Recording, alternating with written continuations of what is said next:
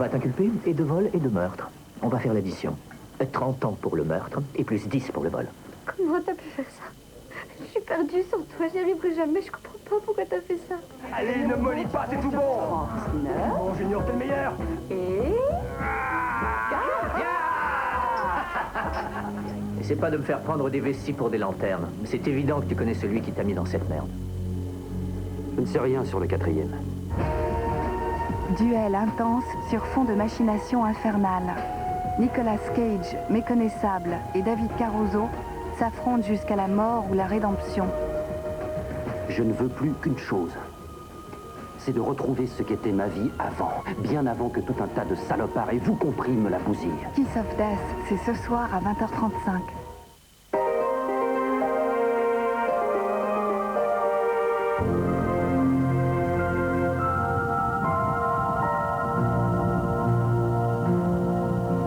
L'eau est à la base de la vie. Mais toute la vie marine dépend du plancton primordial, l'un des premiers éléments de la chaîne alimentaire.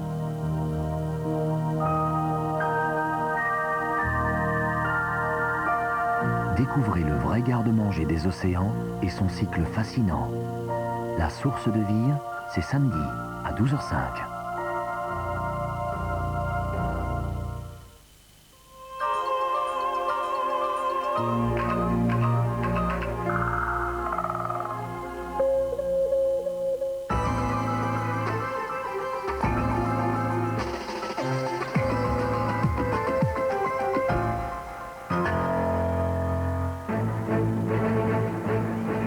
A confident Newt Gingrich fights to keep the speaker's seat. We'll have the votes. New flooding brings more misery to California, even as more residents return to their homes. And a country where a simple loaf of bread is getting a rise out of the whole nation. From ABC, this is World News Sunday. Here's Carol Simpson. Good evening. It may be a Sunday, but there is plenty of politicking on Capitol Hill tonight. House Speaker Newt Gingrich has one more day to convince his colleagues they should overlook his admitted ethics violations and re-elect him Speaker of the House. He needs 218 votes on Tuesday. The one Republican who is publicly opposing him says if the ballots were secret, Gingrich would lose. But it is not secret, and as Bob Zelnick reports, Gingrich is confident. In Georgia, Speaker Gingrich told reporters he has the votes to keep his job. We're going up to Washington tomorrow. I think Tuesday will be fine. One Republican who has urged Gingrich to step aside until the Ethics Committee completes its work told ABC's This Week that Gingrich told him stepping aside remains an option. Well, frankly, he did tell me that that was something that he would not completely rule out of pocket. Not so, said a key GOP House leader. Absolutely not, number one. Number two, Newt Gingrich will be reelected on Tuesday. Michael Forbes, the only House Republican to announce against Gingrich, still says others might join him. I've received well over 2 or 3 dozen calls at this point from across the country from my colleagues who are very troubled by this vote coming up on Tuesday. Today, committee leaders met to discuss the timing of hearings to review the evidence against Gingrich and decide on a penalty. Underlining the fiercely partisan divisions, 2 Republican committee members today denied they had been pressured to circulate a letter telling Republicans, "We know of no reason why Newt Gingrich would be ineligible to serve as Speaker," and saying they plan to vote for him. I wrote it because I thought my colleagues deserved to know which way I was going to vote. Still, Democrats believe the hearings will provide damning evidence that Gingrich knowingly misused tax-exempt funds for a partisan lecture series and furnished the committee false information about its financing. I don't know what's going to happen Tuesday, but I don't think the Speaker is going to remain Speaker, even if he is elected on Tuesday, very much longer. Republican support for Gingrich has remained rather firm, partly because of respect for his leadership. Also, his departure would ignite a struggle for the job among top House Republicans, which could fracture party unity. Bob Zelnick, ABC News on Capitol Hill. And now the weather. The storm system which flooded the West Coast is now blanketing the Midwest with snow. It's the first major snowstorm of the year for the Dakotas and Minnesota. St. Cloud got 10 inches and whiteouts closed major highways. In the South, one person was killed when high winds and tornadoes barreled through Tennessee. And in the Northeast, a heavy blanket of fog cut visibility and canceled flights from Philadelphia to Boston. Although the storms have passed over California, the cleanup is far from over. More levees broke today near Modesto and Meridian, forcing new evacuations. ABC's Brian Rooney is in California's Central Valley. One of the latest breaks is a 150-foot gap on the Sacramento River near the little town of Meridian. It was pouring out 200,000 cubic feet a second. This morning, the water advanced over the fields. Farm equipment was abandoned and some houses were going under. The people who live here furiously threw their possessions into trucks as water lapped at the road. The water's moving very fast. These farms flooded overnight, and in a few hours, the road is likely to be covered. By tonight, the water could be up to here. Guy Harris had help from several friends as he pulled out all his furniture. How'd you pick what to take? Take what costs the most and start from there, really, and the valuable things for your family and like that. Only a mile away, construction crews were pushing dirt into the form of a berm to protect the center of Meridian, about 400 houses. They have to complete a mile of berm for it to do any good. From this morning, we had about 10 hours, so we're looking at anywhere between 4 o'clock, 6 o'clock time to get this completed. Even as some people evacuated, the roads were lined with cars carrying others home to Yuba City and neighboring Marysville. Downstream in Modesto, as many as 800 families are still out of their homes, and many of the houses are underwater. This couple could only stand by and look. We'll obviously have to pull out all the electrical fixtures and replace all the plugs and just deal with it. Take the hose in and hose it out and pull the rugs out. Start all over. Remain alert. The conditions that we've been talking about with the levees can change at a moment's notice. The levees are saturated and weak. This afternoon, there was yet another break along the San Joaquin River, threatening another 150 homes. Brian Rooney, ABC News, Meridian, California. Across the Atlantic Ocean, where record cold has killed more than 200 people, parts of Europe are starting to thaw. But along the Normandy coast in France, the beaches are now covered with ice instead of surf, as temperatures have dipped well below zero. Still ahead, nothing but silence from the parents of a murdered child beauty queen. The Canadian military in turmoil, and the joy for football fans in Jacksonville. This is World News Sunday, brought to you by Advil. The parents of that 6-year-old girl who was found murdered in her Colorado home made a public appearance today, but they weren't talking. ABC's Tom Foreman reports.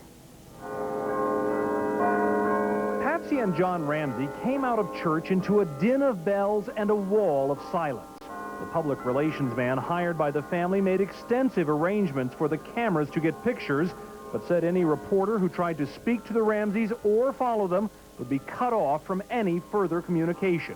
But while neither the family nor police are talking about who might have committed the murder, everyone else is. It seems like it's inside some of the family members, and that's real disturbing. I think it was, probably somebody that's known to the family. Police completed their search of the murder scene last night and turned the house over to the family's private investigators, who promptly turned the media away. We have no comment. I'd appreciate it if you would get back off of private property onto the sidewalk, please. This afternoon at Jean Bonnet's school, grief counselors were meeting with her classmates. Some parents admit there is so little information about the case, they can hardly understand it themselves. Can't ever explain anything like this to a child and make them understand. Many residents say they are willing to be patient, to let police investigate. But increasingly, there is a sense of frustration. It has been 11 days now, and not one suspect has been identified. Tom Foreman, ABC News, Boulder. The FBI released crime statistics for the first half of 1996 today, and again, the rate is down. Overall crime dropped 3%, murders are down 7%. But as ABC's Tim O'Brien reports, the good news goes beyond the numbers. It's not just that crime is down that has impressed researchers. It's the 5th straight year that crime is down, the longest sustained decline in 25 years. Not just a blip on the radar screen, but what appears to be an encouraging trend. The largest decline was in the big cities, 7%. The cities felt crime first, and the significant increase in crime first. And I think the cities galvanized and came together, recognizing that they were going to have to deal with the problem. In a statement tonight, President Clinton attributed some of the progress to administration efforts to put more police on the streets and to take the guns out of the hands of criminals. To keep the trend going, the administration promises to crack down on youth crime, particularly that involving guns, gangs, and drugs. Some criminologists warn there still could be a violent crime wave ahead, matching that of the late 60s when baby boomers came of age.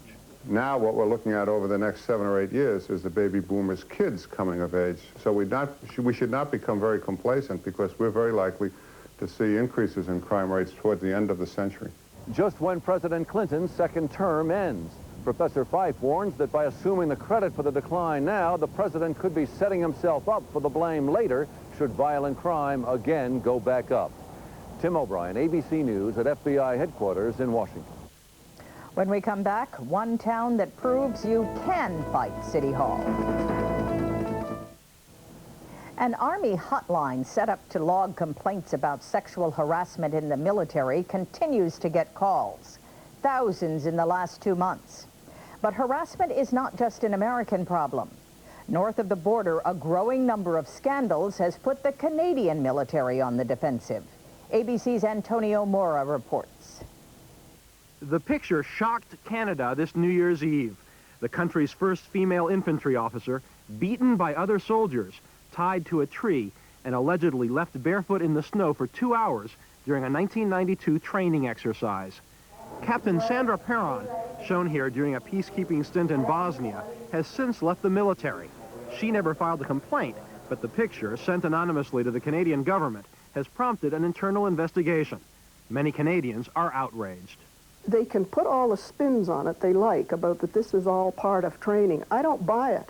Shirley Robinson is a retired lieutenant colonel who was once in charge of female personnel for Canada's armed forces. The witnesses that have already come forward have said that she was beaten up because she was a woman. The Canadian Army is expected to release the results of its investigation into the incident this week. But the Perron affair is only one in a long list of scandals that have laid siege to the military here. There's more bad publicity tonight for the Canadian military. Publicity about the military's troubles has been relentless for the past few years, ever since the abusive behavior of some Canadian troops on the relief mission to Somalia in 1993 came to light. We ain't killed enough niggers yet. Racial slurs and violent hazing, including soldiers being forced to eat feces, may have fostered the brutal environment that led to the alleged murder of 2 unarmed Somalis, one of them a teenager who was also tortured. The ensuing cover-up led to the resignations last fall of Canada's top general and the defense minister. Douglas Young became Canada's new defense minister in October. The Somali incidents were really the first major body blow to the Canadian forces, and we have not recovered from that yet. Military experts agree. Somalia was basically our Vietnam. At that point, everything came apart, and now we're looking back and trying to find out just where and when this thing went off the rails. The military is also bracing for the release of a report on allegations of sexual abuse and fraud in Bosnia. And last weekend, Canada's third highest ranking officer was fired for padding his expense account by $50,000 to pay for his second home. Trying to clean up the mess, Defense Minister Young just this past week froze all promotions for 3 months and urged members of the military to come forth promptly with any new allegations of wrongdoing. Let's get over this death by 1,000 cuts, which is in fact what we're going through. Let's wash our dirty linen, put it right up front, and get on with it. It will take at least that to restore the Canadian military's tarnished image. Antonio Mora, ABC News, Ottawa. In the Middle East, Israeli Prime Minister Benjamin Netanyahu and Palestinian President Yasser Arafat met secretly last night, but still could not close a deal on Israeli troop withdrawal from Hebron. U.S. envoy Dennis Ross, who has been shuttling between the two leaders for weeks, brokered last night's meeting. For days now, it has seemed that a deal was imminent. What is holding things up is what comes after Hebron. Arafat wants Israel to agree to a timetable on more withdrawals from the West Bank. Netanyahu refuses. The unofficial negotiator in the 19-day hostage crisis in Peru was back inside the Japanese ambassador's residence today. Bishop Cipriani went in to celebrate Mass. He is a close friend of Peru's president, and many Peruvians believe that he is keeping the lines of communication open. Protesters in Serbia cleverly maneuvered around a ban on street marches today. They took to their cars, turning Belgrade into a big traffic jam. There have been almost 7 weeks of daily protests since President Slobodan Milosevic annulled elections in some of Serbia's biggest towns. But there were also fights in the towns where opposition victories were not contested. In one town, the socialists who lost the election are simply refusing to leave their offices. ABC's Richard Gisbert is there. They say you can't fight City Hall, but no one ever said you can't move in. These opposition politicians got tired of waiting for the local government to recognize their election victory. So 9 days ago, they marched right up to City Hall and forced their way in. They've occupied part of the building ever since. They've eaten here, slept here, and they say they'll stay here indefinitely, because in Serbia, there's no other way.